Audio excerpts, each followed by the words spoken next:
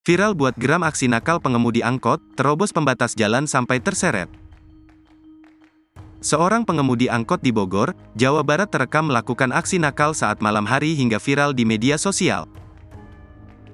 Akibat ulah sopir angkot tersebut, belasan traffic cone dan road barrier yang sudah tersusun rapi sampai berhamburan di jalan. Aksi supir angkot tersebut viral di Instagram setelah diunggah oleh akun @terang_media, Minggu, tanggal 18 Juni tahun 2023. Dalam video yang beredar terlihat sebuah angkot yang sedang melintasi jalan raya.